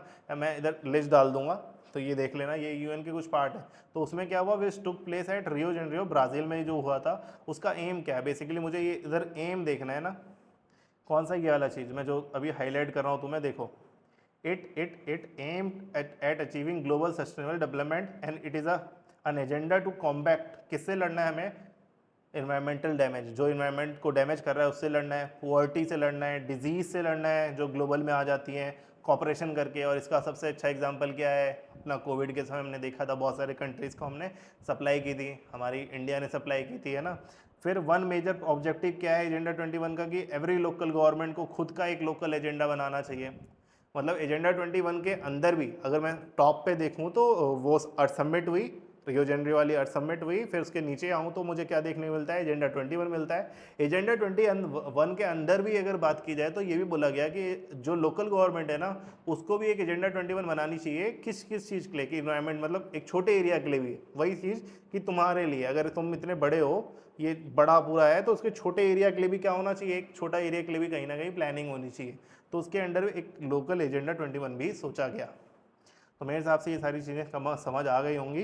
क्या चीज़, कि हमारा प्रॉब्लम क्या आती हैं, फिर सस्टेनेबल डेवलपमेंट क्या है, रियो जेनरियो समिट क्या है ना, कब हुई थी, कहाँ हुई थी, उसका मोटिव क्या था, उसका एम क्या था, कितने लोग आए थे, है ना, ये सारी चीज़ें क्लियर होनी चाहिए। उसके अंडर हमें क्या कंक्लूजन निकल के आया, कितने लोगों ने डिक्लेरेशन पे साइन किया, वो डिक्लेरेशन का नाम क्या था, है ना, एजेंडा 21 का एम क्या है, ये सारी चीज़ें तुम्हें पता होनी चाहिए। एजेंडा 21 भी क्वेश्चंस बन सकते हैं, ऐसा नहीं कि भैया ने इधर रीडिंग वाला रेड कर दिया है तो मुझे इधर पढ़ना ही नहीं है, भैया ने इधर रेड किया हुआ है, इंपॉर्टेंट नहीं है, भैया ने उसे अंडरलाइन भी किया हुआ है, ये भी ध्यान दो, है ना। तो क्वेश्चंस बन सकते हैं, किसी से भी बन सकते हैं, ऐसा नहीं कोई टीचर भविष्यवाणी कर देगा। कभी भी टीचर होता है वो एनालाइज करके ही बताता है तुम्हें कि हाँ यार इस समय ऐसा आया हुआ है, कोई पता नहीं है। सीबीएसई कभी कुछ भी चेंज कर सकती है, जरूरी थोड़ी है कि वो तुम्हारे जो बोला हुआ है वही आ जाएगा। वो उसमें से हो सकता है उसने पैटर्न एक फॉलो कर रखा है, पैटर्न मतलब मार्क्स के हिसाब से तो वो उतने ही मार्क्स के आएंगे। हो सकता है टॉपिक उसका मन करे चलो इस बार इधर इस टॉपिक से क्वेश्चन देना चाहिए, वो उधर से भी दे सकता है। तो हमें पूरे ओवरऑल प्रिपेयर होना पड़ता है, ऐसा नहीं कि भैया ने बोल दिया या किसी और टीचर ने बोल दिया तो प्लीज़ माइंड, बोलते हैं ना, आंख बंद करके विश्वास मत करना, थोड़ा सा अपना दिमाग लगाना। क्यों है, दिमाग है तुम्हारे पास तो उसे भी यूज़ करना, बहुत सारे सोर्सेज देखना, फिर कंक्लूजन देखना कि हाँ भाई कौन कौन, सब लोग एक ही चीज़ बोल रहे हैं कि सब लोग अलग अलग चीज़ें बोले जा रहे हैं, मैं पागल तो नहीं हूँ सारी चीज़ें फॉलो करता रह रहा हूँ। तो ऐसा मत करना, है ना। बहुत बच्चों को बहुत, तुम्हें नहीं पता होता यार, सही बता रहा हूँ, कि यूट्यूब पे कैसे कैसे लोग आ रहे हैं और कैसे कैसी चीज़ें बता रहे हैं, है ना। इसके ऊपर भी एक टॉपिक बनना चाहिए कि यूट्यूब से पढ़ना सही है कि नहीं, है ना। ये भी एक टॉपिक है डिस्कस करने वाला, कभी लाइव आऊँगा तो मैं आपके इससे बात करूँगा। अब नेक्स्ट टॉपिक हमारा क्या है, resource planning. Planning is widely accepted strategy for the judicious use of resource and it has importance in the country like India में तो बहुत ज़्यादा ज़रूरी है। क्योंकि क्यों ज़रूरी है प्लानिंग, क्यों ज़रूरी है, कि विच हैज़ इनॉर्मस डाइवर्सिटी। हमारे इधर देखोगे तो हर 50 किलोमीटर बोलते हैं ना, बातें चेंज हो जाती है, लोग चेंज हो जाता है, एरिया पूरा चेंज हो जाता है, तो इन्वायरमेंट चेंज होता है, वेदर चेंज होता है हर 50 किलोमीटर 100 किलोमीटर पे। तो क्यों बोला जाता है, क्योंकि भाई डाइवर्सिटी बहुत ज़्यादा है अपने इंडिया में, तो हम लोग बहुत एक अच्छी धरती पे पैदा हुए हैं ना। तो वो जो बोलते हैं मुझे फ़ॉरेन घूमने जाना है, तो मैं उन्हें बोलता हूँ मेरे पास आओ, तुम्हें मैं इंडिया की चीज़ें बताऊंगा ना, तो तुम इंडिया ही घूमते घूमते तुम्हारी ज़िंदगी बीत जाएगी, है ना। इतनी सारी चीज़ें हैं, पर लोगों को लगता है हाँ नहीं मुझे फ़ॉरेन जाना है, मेरा इंडिया बेकार है। बहुत लोग जो कोसते हैं ना इंडिया को, मुझे लगता है उन्हें मेरे पास लाना चाहिए, तो उन्हें मैं अच्छे से समझाऊँ। लाइक इंडिया के पास enormous diversity in the ability of resource के बारे में देखा जाए तो कहीं बहुत ज़्यादा रिसोर्स है, कहीं बहुत कम रिसोर्स है, ऐसा नहीं कि हर जगह बराबर है। तुम जाओगे लद्दाख में चले जाओगे, उधर बर्फ़ ही बर्फ़ है, पर उसके नीचे क्या है भाई, यूरेनियम है ना। तो वो एक कहीं का स्टॉक है, बोल सकते हैं, जो स्टॉक हमने पढ़ा था किसके में, क्या था, कौन सा टॉपिक था ये हमारा था ना, स्टेटस ऑफ डेवलपमेंट में स्टॉक। तो उधर कहीं ना कहीं यूरेनियम तुम देखोगे कहीं ना कहीं लद्दाख के नीचे है, हमें वो मिला भी था 2007-8 में न्यूज़ आई थी, तुम देखोगे तो। मैं भी बस मैं छोटा ही था, ऐसा नहीं बहुत बड़ा था। तो there are the region which are rich in certain type of resource, but कहीं ना कहीं डिफिशेंसी होंगी, तो उसका उसने एग्जाम्पल दिया। तो रिसोर्स प्लानिंग क्यों चाहिए उसका एक प्रॉब्लम बता रहे हैं ये लोग, फिर रिसोर्स प्लानिंग बताएंगे, रिसोर्स प्लानिंग करते कैसे हैं, होता क्या है। उसने थोड़ा बहुत वैसे बता ही दिया है, सस्टेनेबल डेवलपमेंट ये सब उसने एक आइडिया दे दिया है तुम्हें कि रिसोर्स प्लानिंग होती है, ये प्रॉब्लम्स आती हैं तो रिसोर्स प्लानिंग करनी पड़ती है। अब उधर बताया उसने क्या चीज़, जो उसने बताया था कि एक जगह ज़्यादा एक जगह कम है, तो उसके बहुत सारे एग्जाम्पल दे दिए उसने कि देखोगे झारखंड देखोगे, छत्तीसगढ़ देखोगे, मध्य प्रदेश देखोगे तो मिनरल्स बहुत ज़्यादा हैं, कोल डिपॉजिट हैं। वही अरुणाचल प्रदेश चले जाओगे तो उधर वाटर बहुत ज़्यादा है, पर उधर इंफ्रास्ट्रक्चर नहीं डेवलप कर सकते, क्योंकि पहाड़ियाँ इतनी पत्थर वाली है, पथरीली वाली है कि वो फिसल जाएंगे, पुल्स नहीं बन पाएंगे सही से। फिर स्टेट राजस्थान में चले जाओगे तो उधर क्या है, सोलर और विंड एनर्जी बहुत अच्छी है, पर वाटर रिसोर्स कम है। फिर बात की जाए कोल्ड डेजर्ट ऑफ लद्दाख, उधर देखोगे तो आइसोलेटेड है पूरा रेस्ट ऑफ द कंट्री से। उधर कल्चर हेरिटेज देखोगे तो बहुत अच्छा है, टूरिज्म बहुत अच्छा है लद्दाख में, है ना। फिर वही वाटर की कमी, इंफ्रास्ट्रक्चर, और बोलो कुछ वाइटल मिनरल उधर नहीं देखने के लिए मिलते हैं। तो ये कहीं ना कहीं बोलते हैं ना कि एक चीज़ दी तो दूसरी चीज़ छीन ली, सब इंसान को सब चीज़ें नहीं मिलती, वाली चीज़ है इधर भी, कि एक एरिया को कुछ चीज़ इंपॉर्टेंस दी है तो दूसरा चीज़ हटा दिया गया है। तो ये कमियां हैं, ऐसा नहीं, नेचर के साथ भी ऐसा हुआ है, तो तुम्हारे साथ अगर ऐसा हुआ है तो बुरा मत मानना आज के बाद, है ना। नेचर के साथ भी ऐसा हो चुका है, जो कि तुमसे बहुत पहले से रह रहा है, तुम तो अभी आए हो और कल भी ख़त्म हो जाओगे। नेचर उससे झेल चुका है और झेल रहा है। This called for the balance resource planning of the nation, state और रीजनल और लोकल लेवल पे। तो ये देखो, अब मुझे देखना पड़ेगा ना, मान लो कोल डिपॉजिट है, अगर वो इधर पाया जा रहा है तो कहीं दूसरी का कोल चाहिए, तो मैं उधर कोल नहीं लेके जाऊँगा क्या, उधर यूज़ नहीं करूँगा क्या? तो मुझे प्लानिंग करनी पड़ेगी कि हाँ उधर से कोल कैसे निकालूँ, कैसे लेके जाऊँ, कितना मैं उधर ट्रांसफ़र कर सकता हूँ, या उधर कोई चीज़ ढूंढूँ जो उसके अल्टरनेटिव में हो। तो ये सब प्लानिंग में आता है। तो उसने बस बताया है कि कहीं ना कहीं बहुत ज़्यादा होता है, कहीं बहुत ज़्यादा कम होता है। अब उसने क्या कर रहा है, उसने प्रॉब्लम बता दी, चीज़ें बता दी। अब वो तुम्हें देखो, ये होता है कि किसी टीचर से तुम पढ़ते हो ना, तो ये पता चलता है कि वो एनसीईआरटी कैसे बता रही है तुम्हें। बहुत सारे लोगों को नहीं पता, तुम लोग रीड कर लोगे, हो जाएगा हो जाएगा। कुछ बच्चे हैं जिनकी अंडरस्टैंडिंग अच्छी होती है, वो समझ जाते हैं, पर कुछ बच्चे होते हैं जिनकी हेल्प चाहिए होती है ना कहीं टीचर की। तो वो मैं बता रहा हूँ तुम्हें कि तुम्हारे भैया बता रहे हैं भाई, रिसोर्स प्लानिंग में उसने एनसीईआरटी किस तरीके से लेके चल रही है। पहले प्रॉब्लम बता रही है, फिर सोल्यूशन बताएगी आपको। सोल्यूशन क्या बता रहा है भाई, रिसोर्स प्लानिंग इंडिया में कैसे हो रही है। अपने हमें ग्लोबल लेवल का तो जानना नहीं है अभी, ग्लोबल लेवल बाद में जब हम लोग इंडियन ज्योग्राफी को छोड़ के वर्ल्ड ज्योग्राफी पढ़ेंगे तो उधर हम लोग देख रहे होंगे। अब उसने बताया रिसोर्स प्लानिंग इंडिया में किस तरीके से होती हैं। अगर ये सारी प्रॉब्लम्स आ रही हैं, इक्विटेबल डिस्ट्रीब्यूशन नहीं हो रहा, सबके पास बराबर रिसोर्स नहीं है, कहीं ज़्यादा है कहीं कम है, तो क्या करें। तो कुछ बातें मैंने पहले भी बोली थी, वही इसने पॉइंट में लिखी हुई है। देखो, ये एक कॉम्प्लेक्स प्रोसेस है, ये तो जाहिर सी बात है, सीधा सीधा तो है नहीं कि इधर से उठाया उधर डाल दिया ख़त्म, ऐसा तो नहीं होता। बात कहाँ दिक्कत आती है, तो इधर हमें सबसे पहले पॉइंट, ये भी एक और बोलो, मैं टॉपिक लिख रहा था ना आपके लिए, ये 4th टॉपिक हो गया। 5th टॉपिक में मैं दोनों कवर कर रहा हूँ, रियो जेनरी वाला अर्थ समिट भी कवर कर रहा हूँ, एजेंडा 21 भी कवर कर रहा हूँ। रिसोर्स प्लानिंग में इधर कुछ नहीं है, ये बस एग्जाम्पल्स हैं जो कि जस्ट 2 बार पढ़ लोगे तब भी याद हो जाएंगे आपको। फिर छठा टॉपिक बेसिकली देखा जाए तो हमारा रिसोर्स प्लानिंग इन इंडिया, जो इंपॉर्टेंट हो रहा है, क्वेश्चंस बनने के चांसेस हैं, पॉइंट भैया ने बना दिया आपके लिए। रिसोर्स प्लानिंग एक कॉम्प्लेक्स प्रोसेस है, सबको पता है, सीधा सीधा हो जाता तो फिर तो एक छोटा सा घर का बच्चा भी कर देता ये, है ना। और इंस्टीट्यूशन क्यों बनते, इतने बड़े बड़े लोग क्यों दिमाग लगा रहे होते अगर इतनी छोटी सी बात होती, इसलिए वो कॉम्प्लेक्स प्रोसेस है। पहला point, identification and inventory of the resource across the region of the country. अब इस पॉइंट को ना तुम अपने से कनेक्ट करके चलो। अगर तुम्हें क्या करना है, 10th में बोर्ड में फोड़ना है बोर्ड को, है ना, बढ़िया से 95 99 100 भी ले आ सकते हो तुम लोग, पर उधर कहीं ना कहीं मार्क्स का डिस्ट्रीब्यूशन और रिसोर्स प्लानिंग बहुत ज़्यादा, बोलो प्लानिंग बहुत ज़्यादा, रिसोर्स प्लानिंग क्या, रिसोर्स तो अवेलेबल है, उसे प्लान करना पड़ेगा, कौन सी चीज़ें कहाँ से देखें, कितना पढ़ें कितना नहीं पढ़ें, है ना। तो प्लानिंग करनी पड़ती है। तो उसमें तुम सबसे पहले क्या करते हो, आइडेंटिफाई करते हो ना कि मुझे क्या चीज़ देखनी है, क्या चीज़ पढ़नी है, कौन सी बुक पढ़नी है, कौन से टीचर से पढ़ना है, वो आइडेंटिफिकेशन करते हो ना। तो आइडेंटिफिकेशन एंड इन्वेंट्री, इन्वेंट्री मतलब मैंने लिख दिया, लिस्ट बनाते हो कि हाँ ये टीचर्स अच्छे हैं, ये बुक्स अच्छी हैं, ये बुक्स से फिर इतने, मतलब इस बुक्स में मुझे ये चीज़ मिलेगी, इस बुक्स में ये चीज़ मिलेगी, ये सब प्लान करते हो ना। तो पहला स्टेप क्या होता है, आइडेंटिफाई करना कि चीज़ें करनी क्या क्या है, पहले करना क्या क्या है वो तो पता चले, तब तो मैं वो चीज़ें आगे प्रोसीड करूँ। तो उधर से तुम लोग कहीं ना कहीं इस पॉइंट को याद रख सकते हो कि भैया मुझे याद नहीं हो रहा है रिसोर्स प्लानिंग के पार्ट क्या है, तो ऐसे याद रख लो कि मैं सबसे पहले आइडेंटिफाई करूँगा और लिस्ट बनाऊँगा उस रिसोर्स का जो भी मेरे पास प्रेजेंट हो। तो ऐसे ही कंट्री में की जाती है कि वो लोग क्या देखते हैं, पहचानते हैं कि कौन सी चीज़ कहाँ पर ईजिली मिल जाएगी, और उसकी लिस्ट बनाते हैं कि उस जगह पर उसका एक्चुअल रिसोर्स कौन सा प्रेजेंट है और कितने अमाउंट में प्रेजेंट है, तब फिर उसको अच्छे से वो डिस्ट्रीब्यूट कर पाएंगे। तो दिस इन्वॉल्व द, अब ऐसा अगर करने में क्या होगा, तुम सर्वे करोगे, अलग अलग चैनल्स देखोगे, अलग अलग हाँ बोलो ब्लॉग्स पढ़ोगे कि हाँ भैया कौन से जिसने लिखा होगा, या वीडियो देखोगे कि ये चीज़ अच्छी है, टॉपर्स के इंटरव्यू देखोगे, अच्छे टीचर्स की वीडियो देखोगे, तो कहीं ना कहीं तुम सर्वे कर रहे होगे। फिर मैपिंग करना पड़ता है, फिर मैंने भी बताया क्वालिटी कैसी है, मान लो मैंने निकाला वो कोल और वो कोल यूज़ लायक ही नहीं है, क्योंकि कोल के भी 4 टाइप होते हैं, पीट सबसे रद्दी कोल होता है, मान लो मैंने खोदा और पीट ही निकला, तो उसमें इतना ज़्यादा मॉइस्चर होगा, जलाओगे धुआं ही होगा, वो अच्छा होता ही नहीं है। तो हमें कहीं ना कहीं हमारे इंडिया में बहुत अच्छा कोल नहीं पाया जाता, हम लोग बहुत ज़्यादा इम्पोर्ट भी करते हैं कोल को, ठीक है। तो क्वालिटी बहुत ज़्यादा मेंटेन कर देखना पड़ता है। फिर क्वांटिटी, कितना क्वांटिटी है वो एस्टिमेट लगाते हैं कि इतना क्वांटिटी मिल जाएगा, मेजरमेंट करते हैं उस रिसोर्स का। तो कहीं ना कहीं आइडेंटिफिकेशन और लिस्ट बनाने में ये सारी चीज़ें इन्वॉल्व होती है, इसलिए भैया ने इसे दूसरे कलर से किया है। दूसरा पॉइंट हमारा क्या है, involving a planning structure endure with the appropriate technology, skill and institutional setup for the implementing the resource development plan.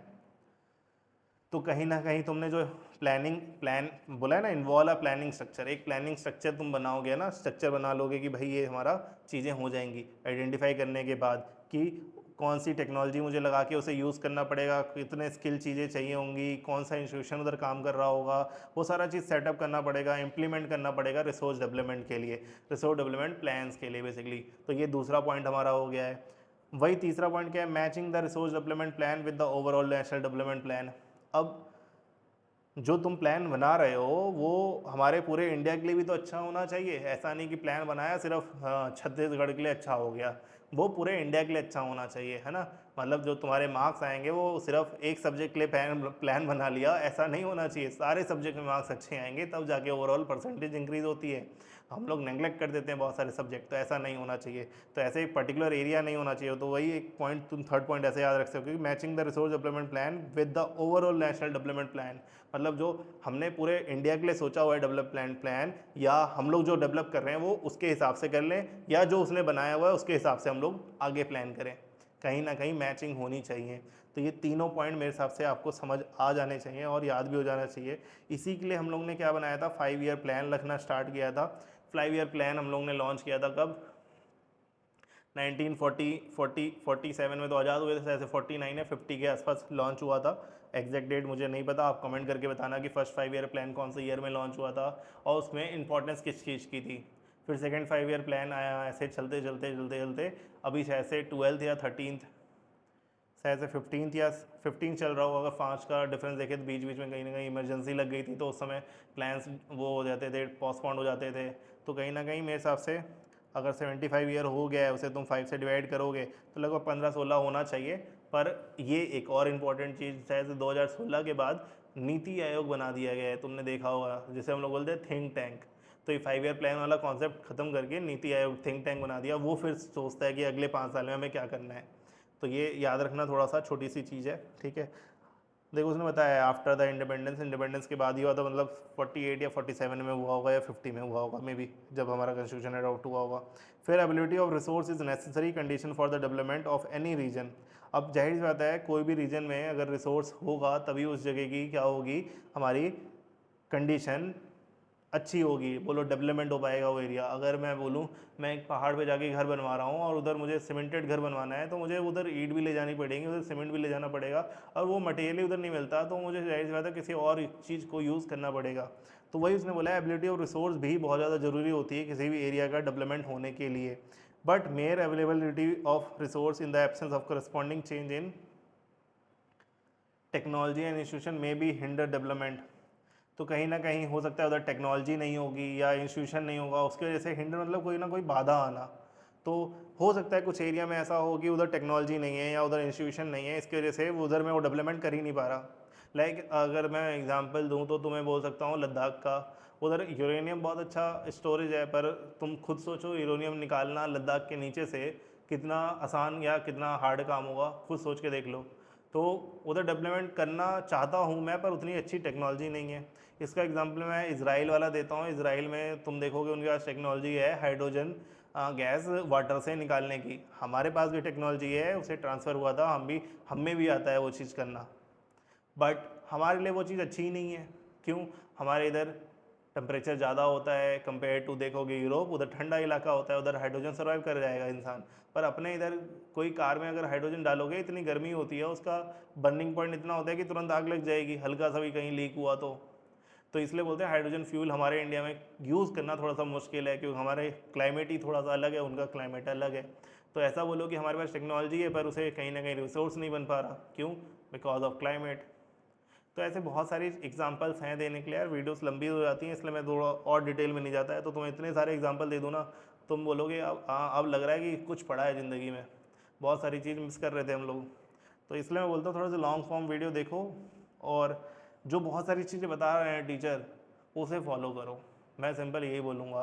तुम लोग क्या करते हो ना, वन शॉट के चक्कर में क्या करते हो, 1.5 घंटे देखते तो, बट 1.5 घंटे में तुम खुद सोच के देखना एक बार, रियलिटी बता रहा हूँ मैं, खुद सोच के देखना। 1.5-2 घंटे में कोई चैप्टर अगर कवर हो रहा है या 1 घंटे में कवर हो रहा है, तो अगर कोई दूसरा टीचर ने 5 घंटे में उस चैप्टर को कवर किया है, तो उसमें मैं बोल रहा हूँ वो टीचर गंदे से गंदा 2 घंटे बकवास कर दे, चलो ठीक है, मैं बहुत हाइपोथेटिकल केस ले रहा हूँ, 2 घंटे बकवास करा होगा तो तभी तो 3 घंटे पढ़ा रहा होगा। कहाँ 1 घंटा, कहाँ 3 घंटा। मैं क्या कंपैरिजन बताना चाहता हूँ, आप समझ गए होगे। तो प्लीज़ प्लीज़ मैं बोल रहा हूँ, अभी भी बोल रहा हूँ, बहुत सारे टीचर आपको सिखाने नहीं आ रहे, वो अपना पैसा बनाने आ रहे हैं, ठीक है। वो ये नहीं चाहते कि बच्चा सीखे, वो अपना व्यू लाना चाहते हैं, वो ये नहीं सोचते कि बच्चे को कंटेंट मिले। कहीं ना कहीं होता है कि हाँ मुझे कंटेंट देना है, पर वही बोलते हैं ना, सेटिस्फेक्शन लेवल किसी की थोड़े में हो जाती है, किसी की ज़्यादा में होती है। कोई सोचता है मैं ज़्यादा दूँ, कोई सोचता है थोड़े में दे के अपना काम बन रहा है, उसका भी बन रहा है थोड़ा बहुत, चलो ठीक है। ऐसे में बहुत सारे एग्जांपल दे सकता हूँ, और बड़े बड़े यूट्यूबर्स का दे सकता हूँ जो पढ़ा रहे हैं इंडस्ट्री में, उनकी भी कमियाँ कहीं ना कहीं होती है। ऐसा नहीं कि वो बड़े हो गए हैं, जैसे हमारे पापा मम्मी हैं तो कहीं ना कहीं वो भी गलती करते हैं, या कोई हमारे चाचा हैं, ताऊ हैं, वो भी कहीं ना कहीं गलती करते हैं। ऐसा नहीं कि वो बड़े हो गए तो गलती नहीं कर सकते, ठीक है। तो मैं वो वाली बातें नहीं करना चाहूँगा, आगे चलते हैं। तो ये भी पता चलेगा, हिंडर मतलब होता है रोकना, कोई ना कोई तुम्हें बाधा आना, ठीक है। तो कहीं ना कहीं टेक्नोलॉजी या इंस्टीट्यूशन की वजह से भी बाधा आ सकती है कुछ कुछ एरिया में। कहीं कहीं तुम देखोगे, तुम कहीं एक पहाड़ पे जाओगे, उधर मैगी मिल जाएगी, है ना, ये भी हो सकता है ना मिले। क्यों हो सकता है? उस कंपनी का उधर वो क्या हो, डिलीवरी ना हो, डिस्ट्रीब्यूशन ही ना हो। तुम देखोगे BMW का हर जगह शोरूम नहीं मिलेगा, मेट्रोपॉलिटन सिटी में क्यों मिलेगा? BMW को भी पता है भाई गांव में कौन खरीदेगा। अब गांव में मान लो कोई फार्मर बहुत ज़्यादा अमीर हो गया, तो बेचारे को क्या करना पड़ेगा, सिटी जाना पड़ेगा। सोच पा रहे हो मैं क्या बोल रहा हूँ? तो यही होती है क्या टेक्नोलॉजी और इंस्टीट्यूशन की कमियाँ, कि अगर उधर रिसोर्स भी डिपेंड किस पे करती है, टेक्नोलॉजी और इंस्टीट्यूशन पे डिपेंड करती हैं, तो कहीं ना कहीं उधर बाधा आती है। अगर टेक्नोलॉजी और इंस्टीट्यूशन नहीं होंगे तो वो रिसोर्स किसी काम की नहीं रह जाएगी, है ना, और कहीं ना कहीं डेवलपमेंट में भी रुकाव पैदा करेगी। There are many region in our country that are rich in resource but these are included in economic. देखो आ गया लो, उसने बोला बहुत सारे रीज़न है हमारे कंट्री में जो कि रिच इन रिसोर्स, रिसोर्स तो बहुत ज़्यादा है, but are included in economically backward region. मतलब उधर बहुत ज़्यादा पिछड़े इलाके में, गांव में जाओगे तब जाके तुम्हें रिसोर्स। अब तुम खुद देख लो, तुम्हारे जितने गेहूँ हो रहे हैं दिल्ली में पैदा हो रहे हैं, या कहाँ पैदा हो रहे हैं? गांव में ही तो पैदा हो रहे हैं सारे सारे। ग्रो बेसिकली पैदा मतलब ग्रो, ठीक है, ग्रो कहाँ पे हो रहे हैं? गाँव में हो रहे हैं। तो वो इकोनॉमिक बैकवर्ड रीजन तुम मानते हो, तुम्हें गाँव में नहीं रहना, मुझे भी नहीं रहना, पर उधर ऐसे चीज़ें अब धीरे धीरे डेवलप हो रही हैं। तो ये चीज़ मैं बताना चाहता हूँ कि जो उसने बोला है कि रिच ऑफ रिसोर्स कहीं है किसी एरिया में, तो वो इकोनॉमिक बैकवर्ड रीजन है, फिर उधर से लीजिए लानी पड़ती हैं। और वही दूसरे अगर देखोगे जहाँ पे रिसोर्स की कमी है, वो अच्छा खासा इकोनॉमिकली डेवलप है। तो ये कौन सी बात हुई? तो अभी हमने एक क्राइटेरिया डिस्कस किया कि रिसोर्स होता है तो डेवलपमेंट में हेल्प करता है, पर अभी इधर ही हमने उसका अपोजिट पढ़ा। क्या चीज़? कि एक जगह हमने देखा जहाँ पे रिसोर्स है और वो इकोनॉमिक की बैकवर्ड रीजन है, और जहाँ रिसोर्स नहीं है वो इकोनॉमिकली डेवलप रीजन है। तो उधर से क्या होगा, रिसोर्स ट्रेवल हो रहा होगा, कहीं ना कहीं आगे चल रही होंगी, ट्रांसफ़र ऑफ चीज़ें हो रही होंगी, और होता ही है तभी ऐसा हो पाता है। तो मैं ओवरऑल व्यू दे के चल रहा हूँ कि पॉइंट्स क्या क्या आपको कहने वाले हैं, ठीक है। अब एक बात आ रही है, बहुत अच्छी बात, history of colonisation reveal that. पहला point, rich resource in the colony were main attraction of the foreign invader. अब अगर हमारे इंडिया में उन्हें रिसोर्स नहीं दिखता ना, किन्हें पता चल गया होगा तुम्हें किन्हें बोल रहा हूँ मैं, अगर उन्हें रिसोर्स नहीं दिखता तो शायद से वो इंडिया आते ही नहीं, है ना। तुम्हें भी कहीं मतलब दिखता है तभी तुम जाते हो। मजाक कर रहा हूँ, कहीं ना कहीं तुम मदद करने भी जा सकते हो। तो उन्हें कॉलोनी किस लिए बनाई थी? कॉलोनी उन्हें दिख रहा था भाई रिसोर्स बहुत, इस कंट्री में बहुत अच्छे अच्छे रिसोर्स हैं, इसे हम लोग यूज़ कर सकते हैं, ट्रेड कर सकते हैं। बाद में उन्हें और थोड़ा लालच आया तो उन्हें बोला घर ही बना लेते हैं अपना, इधर क्या दिक्कत है, अपने पास पावर तो है ही है, तो वो लोग घर भी बना लेते हैं। तो वही मैंने बोला है, रिच रिसोर्स ही कहीं ना कहीं हमारा अट्रैक्शन था। तो कभी कभी बोलते हैं ना अपने सारे बोलते हैं ना golden eggs, all do not put all golden eggs in one basket, ऐसे करके कहीं ना कहीं इंग्लिश में हमारे क्या है कहावत बोलते हैं। तो वो सच है। और कभी भी ना एक बकेट में तो कभी मत रखो, पहली बात। दूसरा, वो बकेट भी किसी को शो मत करो। मैं उसमें ये चीज़ ऐड करूँगा, अगर तुम्हारे पास कोई चीज़ है भी ना तो उसे शो ऑफ मत करो कि मेरे पास ये है वो है वो है, कहीं ना कहीं लूटने वाले आ जाएंगे, है ना। हिस्ट्री ने बताया है, हम नहीं बोल रहे, हमने बहुत पहले से देखते हुए आ रहे हैं कि हाँ ऐसा होता हुआ आ रहा है, तो अभी क्यों नहीं हो सकता? अभी भी हो सकता है।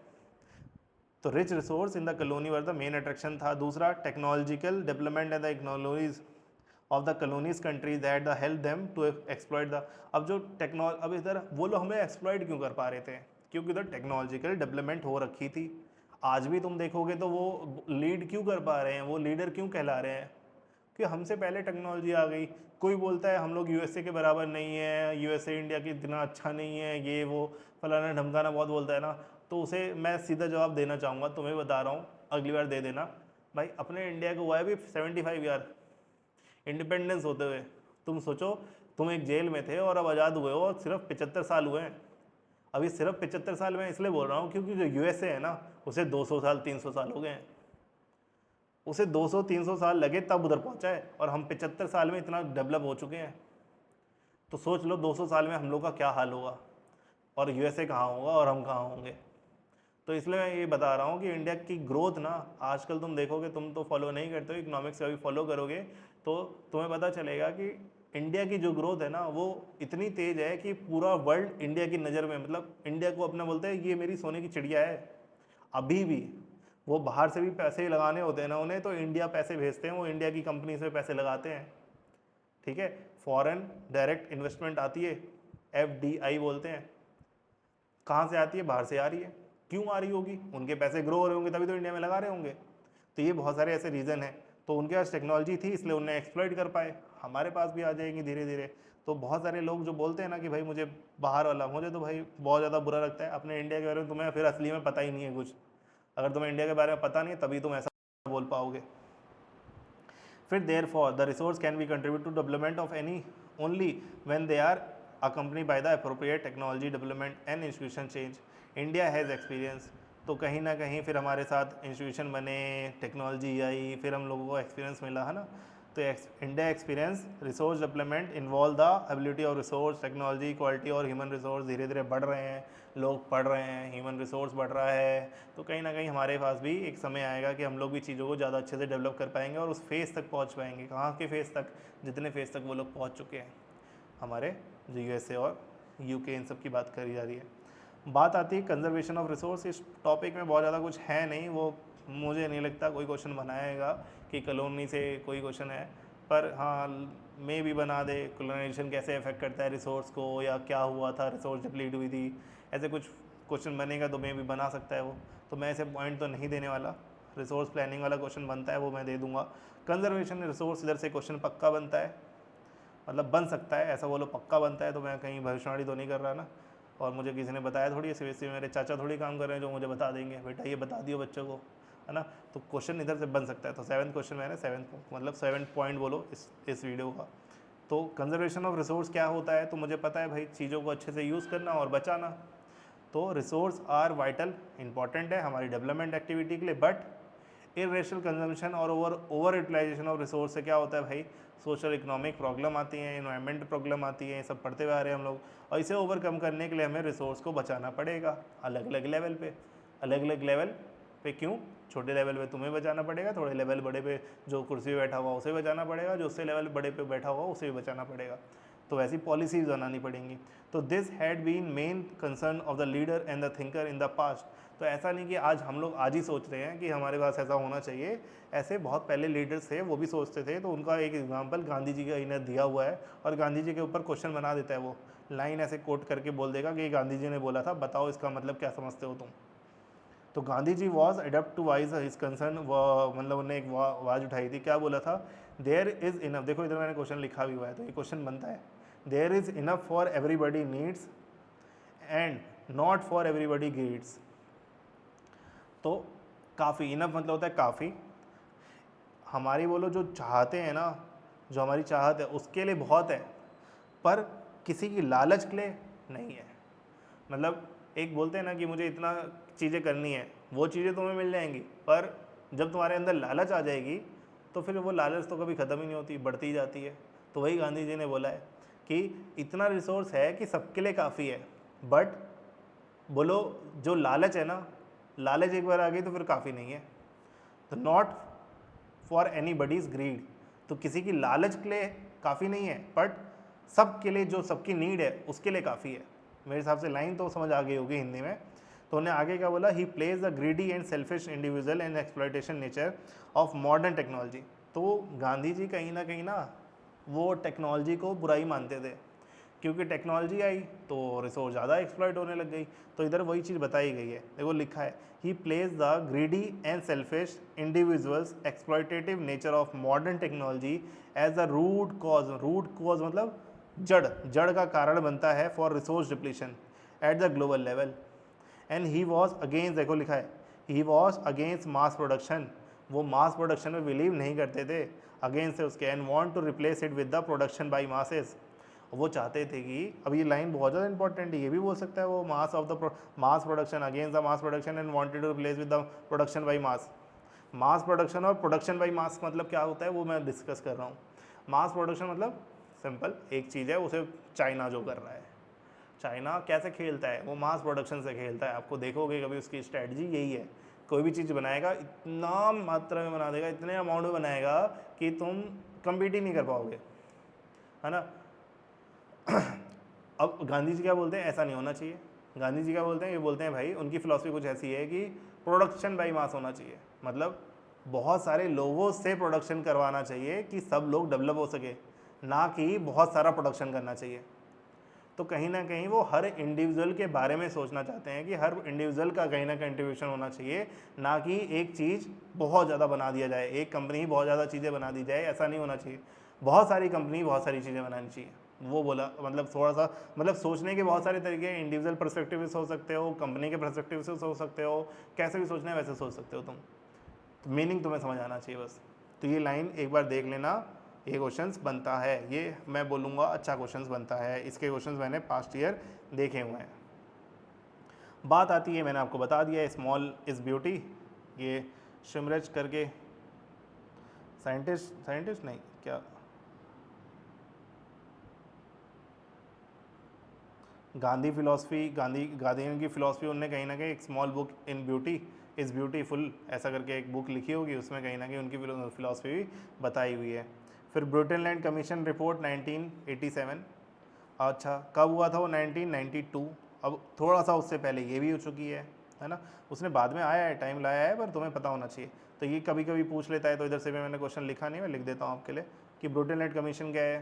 तो ब्रुटन लैंड कमीशन रिपोर्ट में क्या पता चलता है, तो report introduce the concept of sustainable development and advocate the mean of the resource conservation, कि रिसोर्स कंजर्वेशन करना है, which was substantially publish in the book entitle our.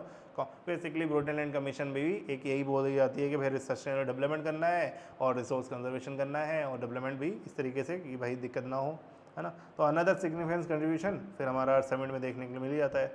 तो ये चीज़ें चलती जाती हैं, ऐसा नहीं कि आज ही पहली बार हुआ है, अभी भी हो रही है, आगे भी होती रहेंगी, है ना, क्योंकि हम ह्यूमन हैं, सुधरने वाले तो है नहीं, तो कहीं ना कहीं चीज़ें होती रहती हैं। अब बात आती है लैंड रिसोर्स की, तो लैंड रिसोर्स मैं सोच रहा हूँ कि आपको नेक्स्ट टॉपिक में पढ़ाऊँ, नेक्स्ट वीडियो में पढ़ाऊँ, क्योंकि बहुत ज़्यादा लंबी वीडियो हो जाएंगी मेरे हिसाब से। इतनी लंबी भी वीडियो जो बच्चा देख रहा था भाई उसके लिए थैंक यू, है ना।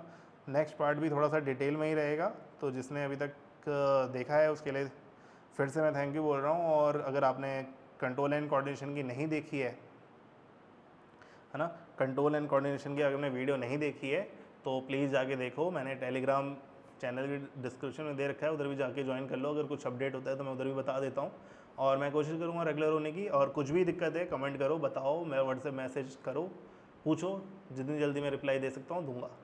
चलो फिर मिलता हूँ नेक्स्ट वीडियो में, तब तक ले बाय।